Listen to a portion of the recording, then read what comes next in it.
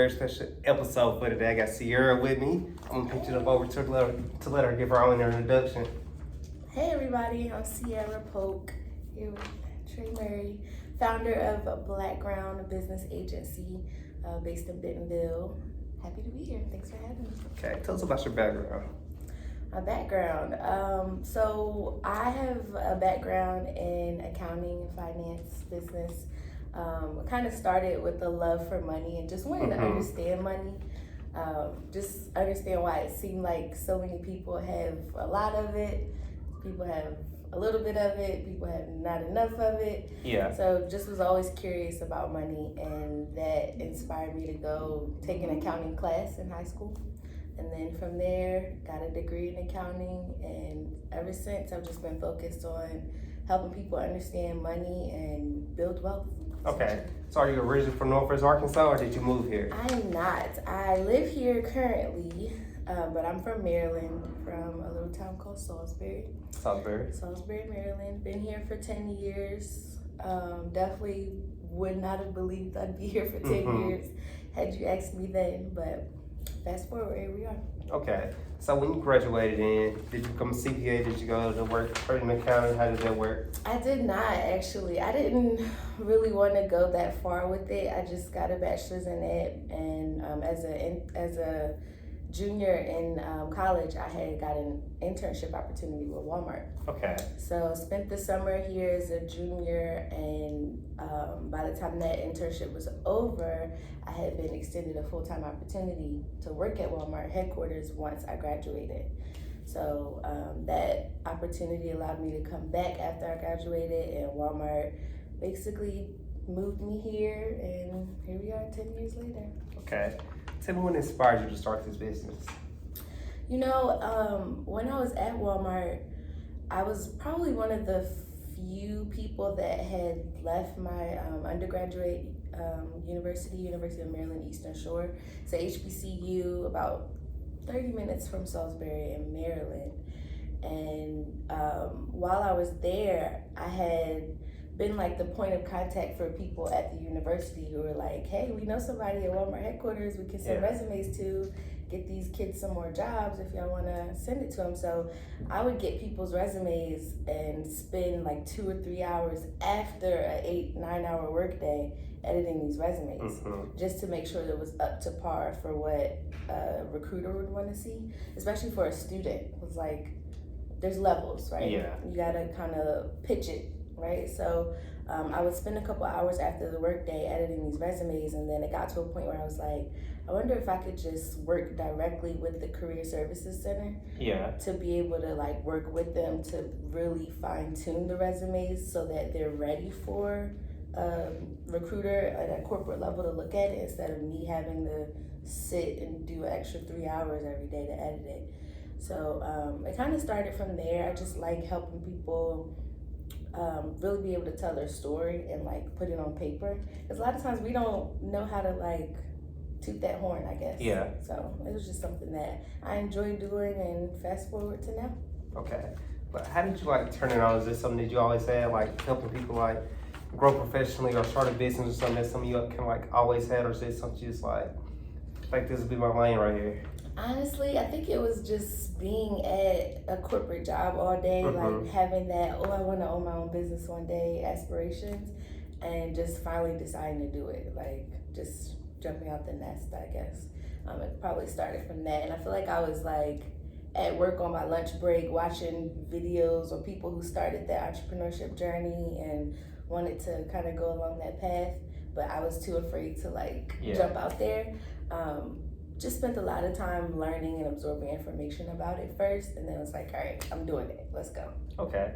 Could you share one of your success stories about somebody just helped them out their resume, helped them grow professionally, or actually helped them start their business? And how they have grown so far?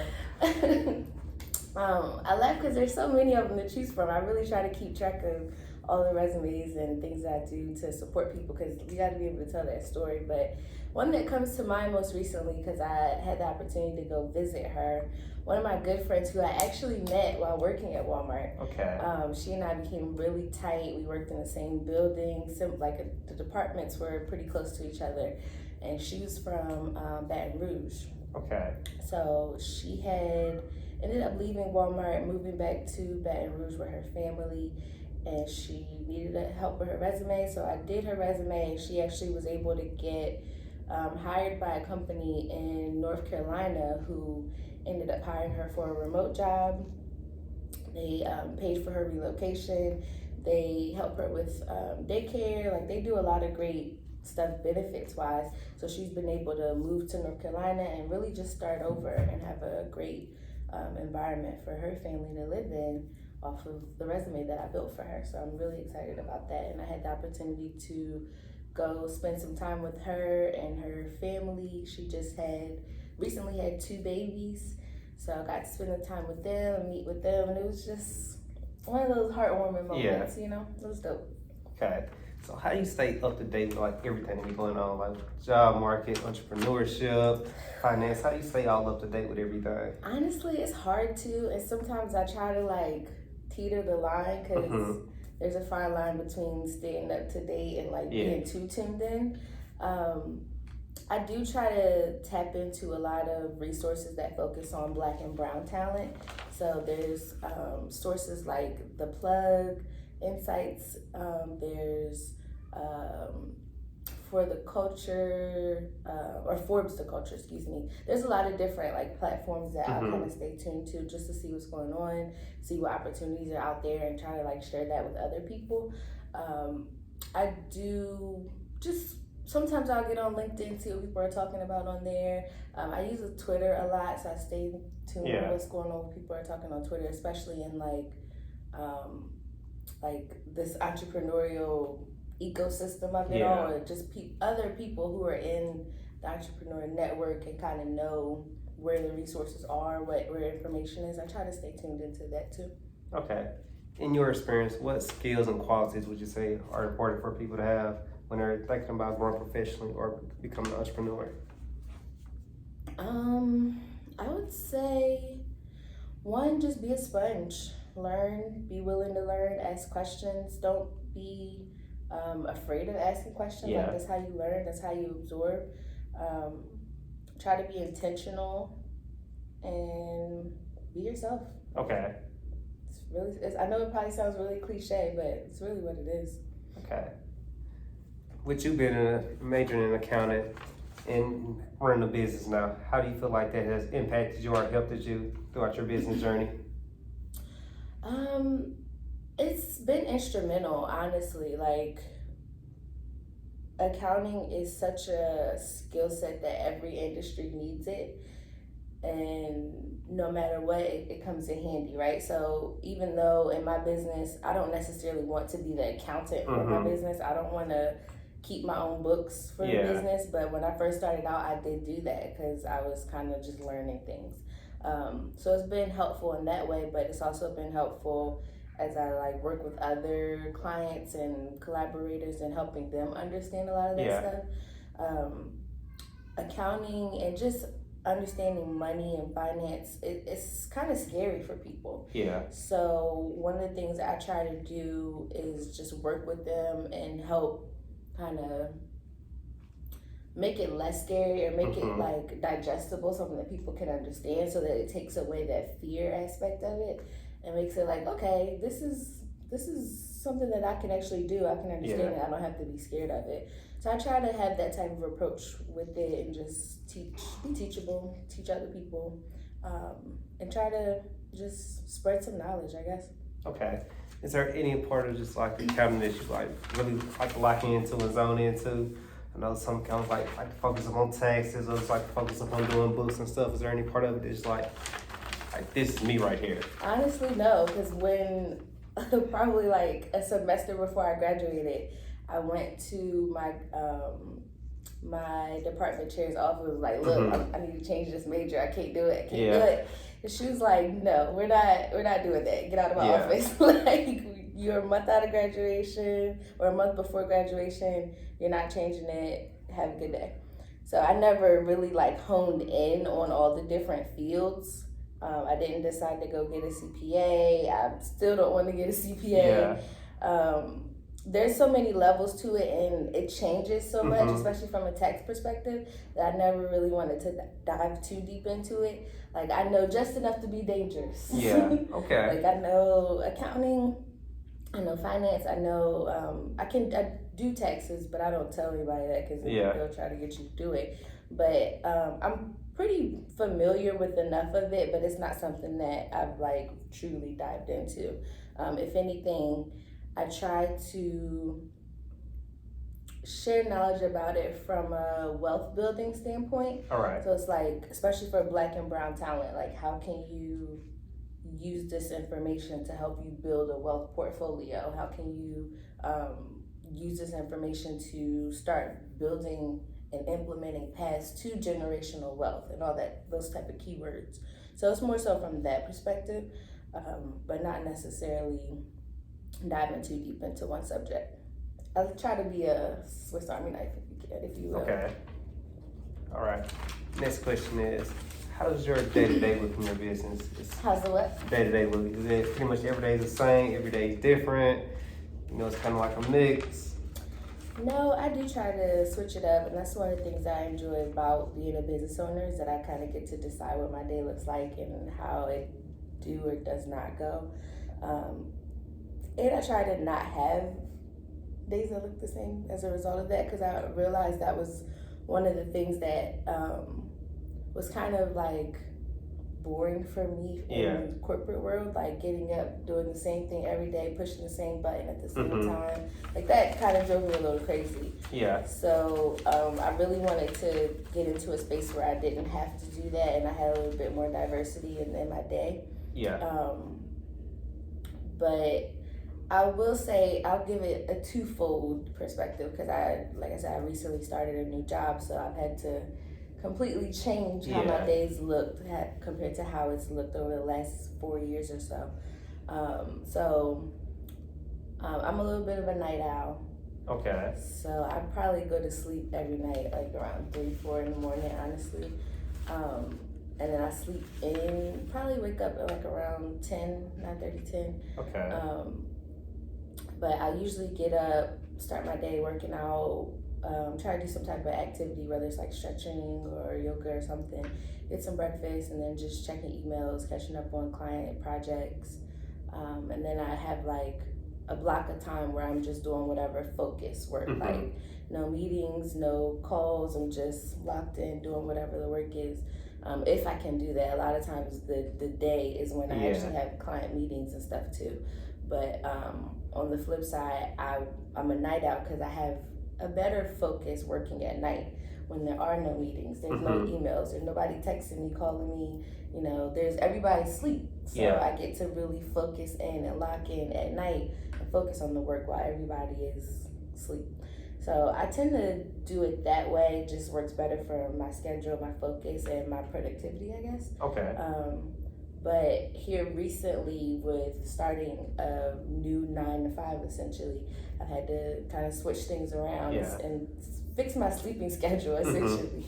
So that's been a little bit of a change, and it's kind of been good to get back on the same schedule as the rest of the world, I guess. But now, like after the workday, I'll still try to eat dinner, try to get some type of physical activity in, and then do some type of 2-3 hours of work on my business after the workday before I go to sleep. Okay. So tell me how you met Jasmine and Jay. Jasmine and Jay, so we all actually started at Walmart on the same day. Wow. We had our orientation together, and we've been tight and cahoots ever since orientation, honestly. It was kind of like, oh, y'all black girls, y'all started today too, let's be friends.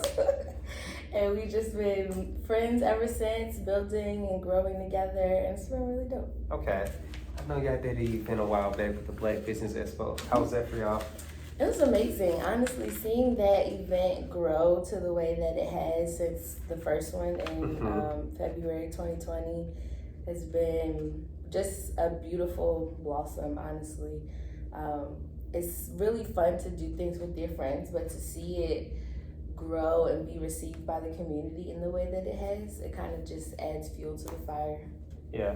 So how was business before the world changed in 2020 versus now I actually started the business. during that time? So I was still doing resumes and stuff like on the side Mm-hmm. before that, but I didn't officially like file the paperwork for my business until I feel like it was 2020.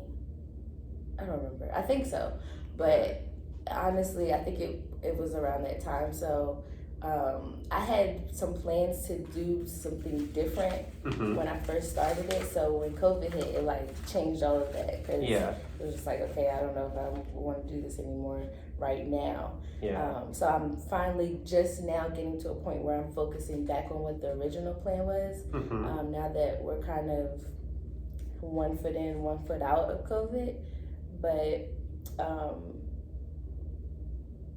think it's been a good change, but it's also just been a learning curve. Just never every day is a learning opportunity. Okay. I know it was, I can't remember the exact month, but it was a few months back. You was doing a speaking engagement at the library, giving that information. How did you get that event, and also what were some of the information that you were sharing? The library event was probably one of my favorite events I did last year. They had I think it was like a 12-week business development program that they were launching, and they wanted leaders in the community to help kind of teach the entrepreneurial skill sets throughout that 12-week program. So it was a cool opportunity to work with them and to kind of spread the knowledge for people who were just starting their business or really in that like ideation phase.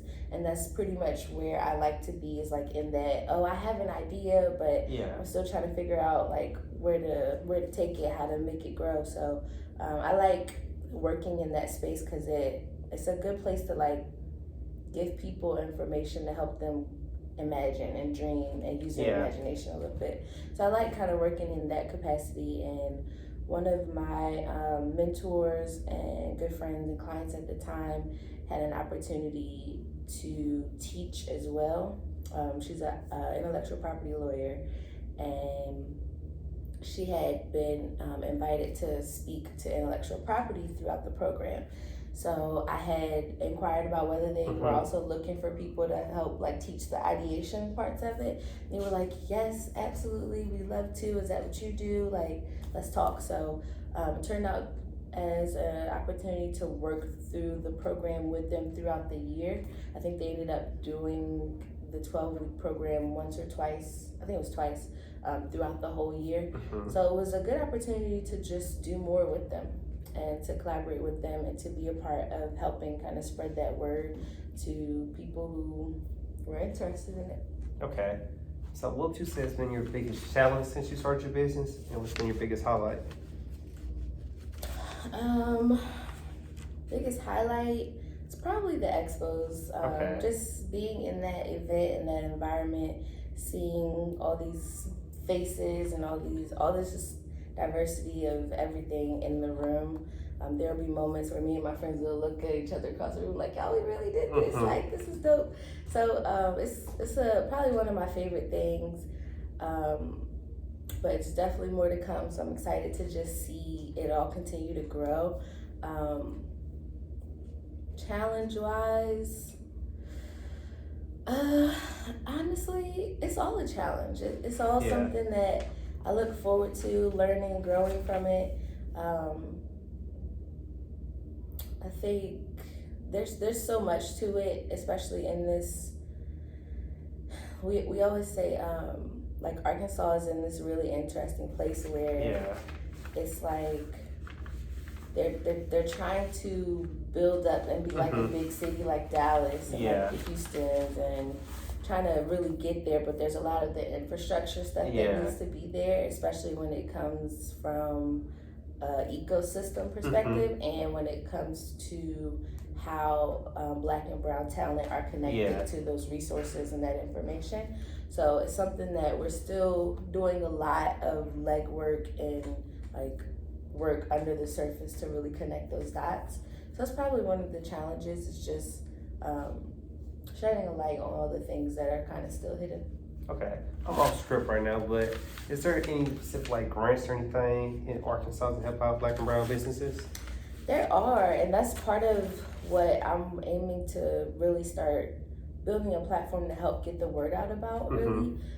Because there's a lot of resources out there that people just don't know about, and you don't know what you don't know, Yeah. right? So even most recently, 2 weeks ago, I started a new role with a company that is doing a lot of great work around helping small businesses and specifically helping small businesses build wealth as well. All right. So trying to do more, and we'll be planning to do more to like get that information out to people.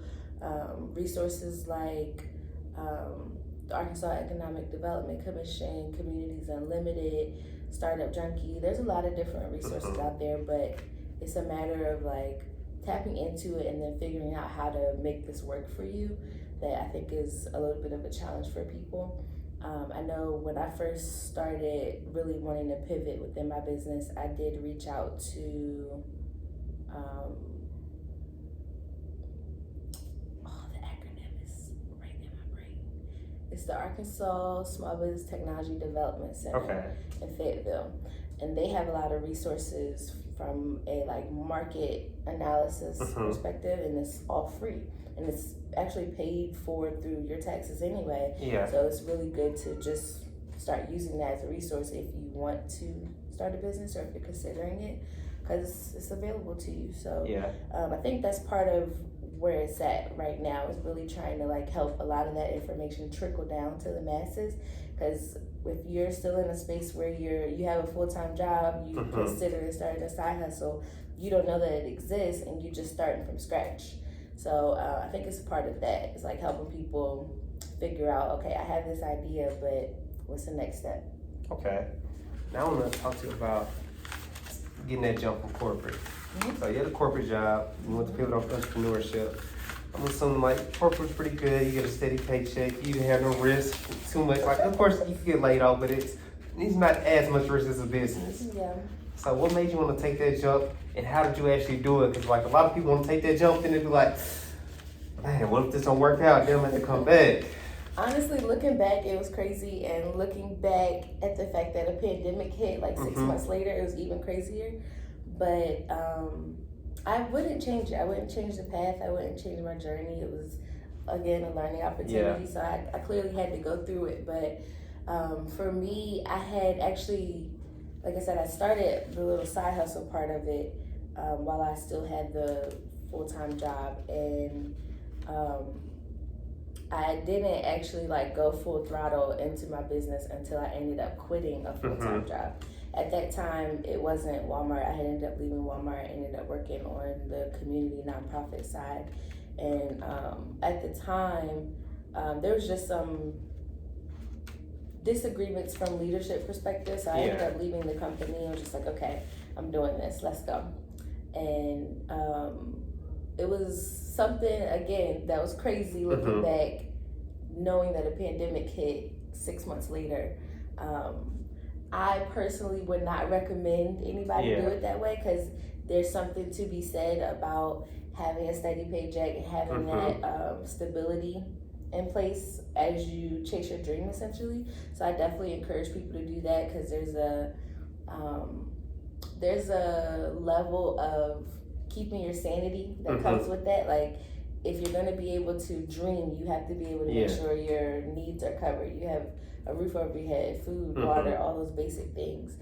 So I definitely encourage you to try to coach people that perspective versus doing what I did.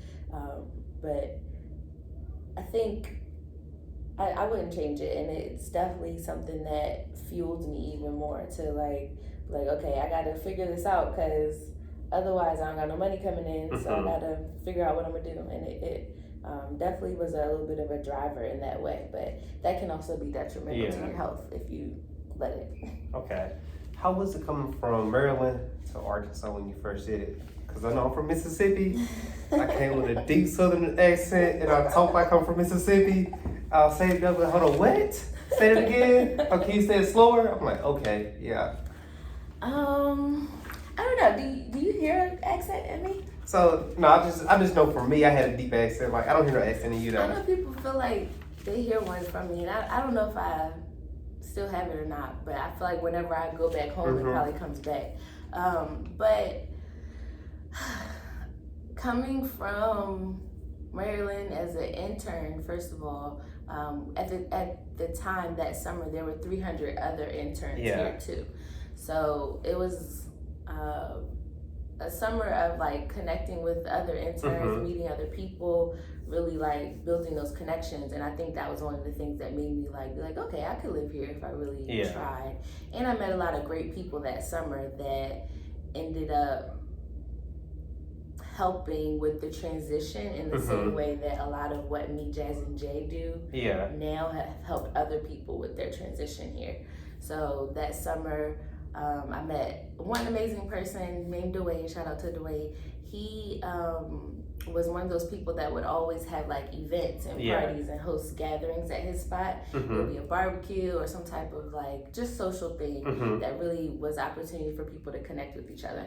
So it was one of the things that made me be like, okay, there are other Black people in Northwest Arkansas, first of all.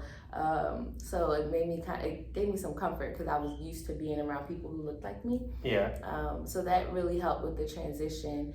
And I guess coming back as a full-time person at Walmart, it really helped with just adjusting and like having that experience from already being here. I knew how to navigate through the city from being here for that summer. I knew kind of where to go, where to stay away from, travel-wise, trip-wise, and just wasn't, I had always wanted to get out of my hometown because I had been raised there, grew up there, so I wanted to just explore the world a little bit, and that helped me see some world. Okay. Yeah, and you came at a little bit more interesting time than we did. You came before Northwest Arkansas was all developed up like it is today. Yeah. So it's like I always hear stories like all this stuff y'all see Pastor Rogers wasn't here 10 years ago. I always tell his dad like, y'all complaining about we don't have nothing now. Y'all should have seen it. Like I remember Joe telling me he came in '97. He was like, this was all farmland. They had University of Arkansas, that was it. It was like, once football season was over with, you went in the house and watched TV. I can't even imagine what it was like to be here in the 90s compared to when we got here in 2013, because 2013, because I remember... Was Pinnacle there when you first came? It was, but I also remember being on the street and looking at the light. You're at the street light, looking to your left and there's cows. Like there's a bunch of commercial buildings and everything, and there's cows right next to it. Like, that was crazy to me. And I'm a country girl. Like I'm from what is considered the country in my hometown. So it was a little bit of adjustment. And even now, like I'll ride through Centerton and just be amazed at how much it's grown. But I can't imagine being here in the 90s. It's rough. Not at all. But I will say, I think a part of what's probably kept me here is just the proximity to everything. So if I want some really good oxtail, I'll go to Tulsa and get some food and check out Black Wall Street. If I want to just get out of town, do something fun for the weekend, we'll hit the road and go to Dallas right quick. Me and my friends are going to the Beyonce concert in Kansas City in September. So there's a good opportunity to kind of hit some places that I wouldn't have as easy of access to if I was still on the East Coast. And even like traveling to Louisiana, I've been to Essence Festival just from the proximity of how close it is. Little Rock, just getting to travel, that's one of the things that makes it a good place to be. Okay. A couple closing remarks. What all would you tell us a kid out there just thinking about going to entrepreneurship, maybe picking up, do I need to major in entrepreneurship in college? Do I need to have a business major? What advice would you give to somebody that's brand new or thinking about starting their business or somebody that's young? I would say do it. Just dream, write it down, because there's something to be said about taking it out of your brain and putting it on paper. Like there's a transitive nature that comes with that.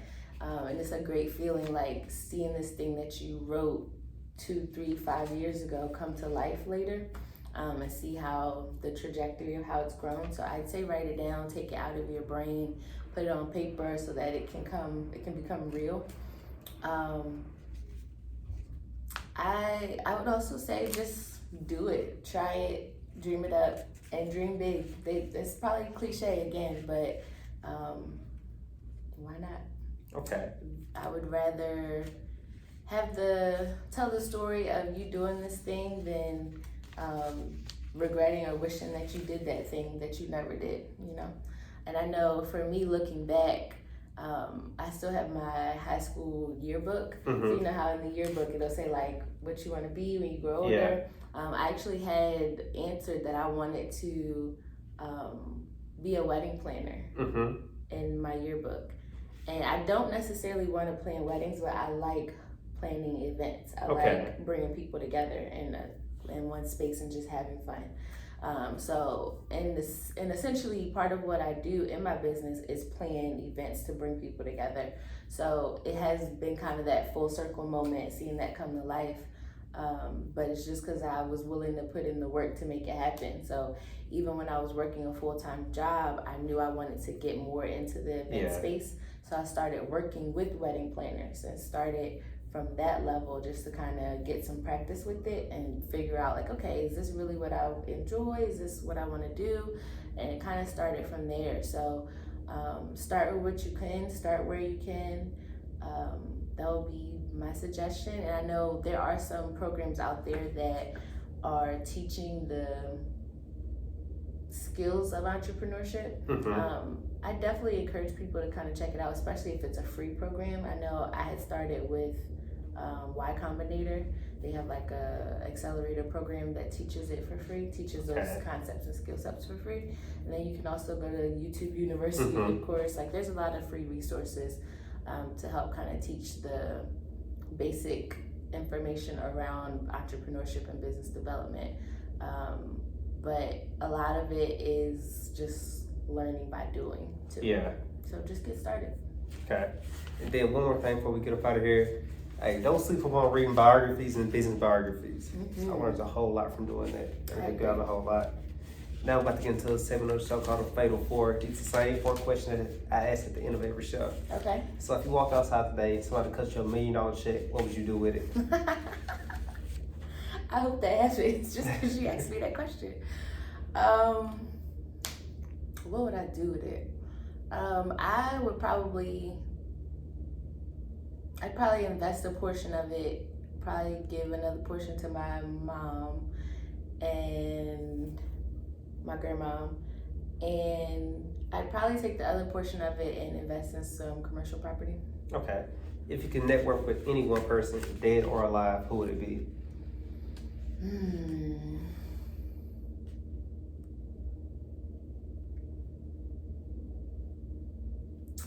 I'm just gonna say one, Beyonce, because that's my man's.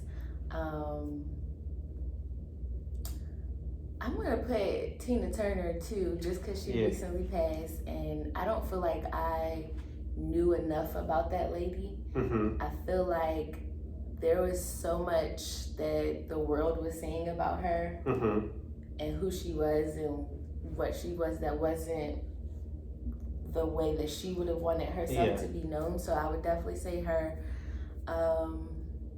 Thurgood Marshall as well.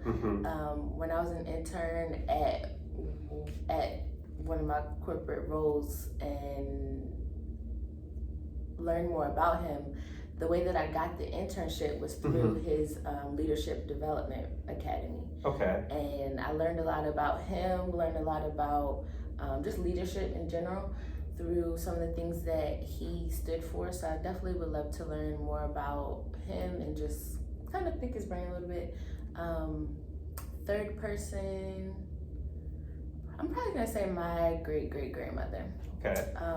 I'm at a point where I'm learning more about my ancestors for the first time and learning more about the people that came before me. And I would definitely love to learn more about what they went through, some of the insights that they have, stories that they have that they never told anybody. And even now, one of my aunts she recently turned 87. Okay. And I told her, I was like, I want to interview you one day. Mm-hmm. And she was like, interview me? No, I don't want to. She was like, not with it at all. But I think I'm wearing her down a little bit. Yeah. But it's just one of those things where I'm like, before she moved closer to where the rest of my family is, she lived in New York for 50 plus years with her and her sister. And I'm like, you grew up in New York during like the Harlem Renaissance era. It was probably like, you've seen a lot. And I feel like that's just a story that needs to be told. So I would definitely want to learn more from my ancestors, the people that came before me. Okay.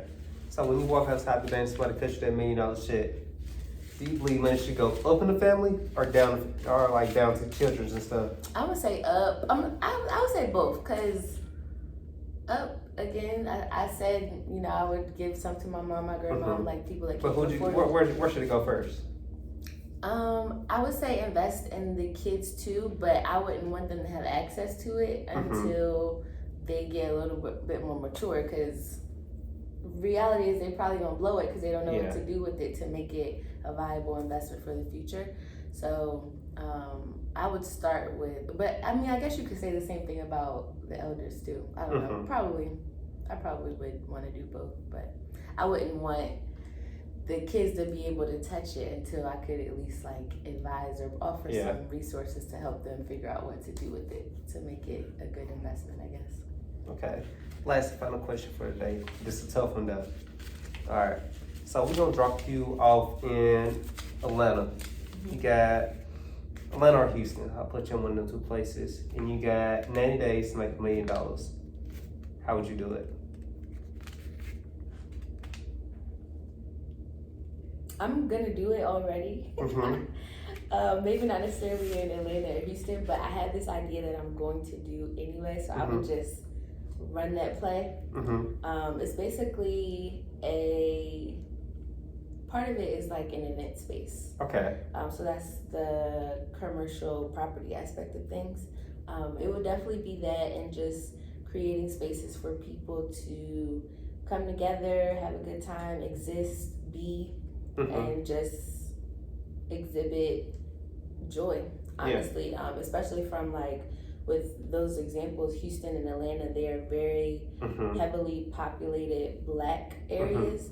So one thing that is becoming like a common thread is just how people are threatened by Black people coming together.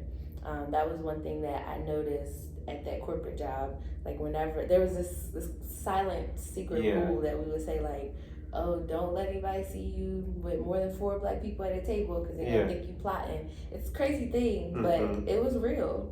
And the more I've like grown older and kind of paid attention to what's happening in the world around me, I see how people really are threatened by communities of color coming together. So I would definitely want to invest my money in a space that brings people together so that they can have that exchange in person. Okay. Yeah, so if you had the chance to network Beyonce, hey Beyonce, I'm hosting the event. I need you to come through, perform, and then you'll do it easily. Funny enough, I had a Renaissance party in February, just because I wanted to hear the album in a party setting and just wanted to bump to it. But I ended up reaching out to Beyonce, like, hey girl, having a party in your honor, come through. Me and my friends doing this Black Business Expo as a part of it. Like, this event leads up to that. Come through. Of course, she did not come, but I just wanted to do it just to see if, like, if I wanted to reach out to Beyonce, do I know how to do it? And funny enough, I know the person on her team saw this email because they ended up putting me on a distro list, like email chain that had went out back to me. So I know they saw it. I know like it went where it was supposed to go. So it did make me feel good. Like, okay, I know enough about organizational leadership to know that if I wanted to reach out to somebody on Beyonce's team, I know how to do it. So it was just kind of a checkbox thing for me, but it also kind of fueled me to really do what I want to do, and not to be hesitant with like asking for Yeah. things. Like if you want something, you got to put it out into the universe and ask for it. It'll probably be a no, it may be a yes, Yeah. whatever, but you never know until you try. So I think that was one of the things that kind of egged that on, if anything. Okay. Hey, that's been the show. Y'all stay focused. Well, Y'all I stay. got a question for you, because Okay. this is your show. I'm Okay. like, do people ask you questions? Yeah, you What ask made us you want to questions. start this? This is pretty So I want to dope. get some information back, and also I want to improve my public speaking. So that's a Okay. good way to do it. Okay. I love how as soon as you started recording, you like your radio personality came on. I don't know if you peeped it, but I peeped it. So I'm just proud of you for doing this and for having an idea and making it come to life. Looking forward to seeing where you take it, and I definitely did subscribe to your channel, Okay. to your podcast. Okay. You gotta let everybody know where they can find you at. You can find me. I am on the social medias, but I don't be too active. I literally like get on there, post, and get off.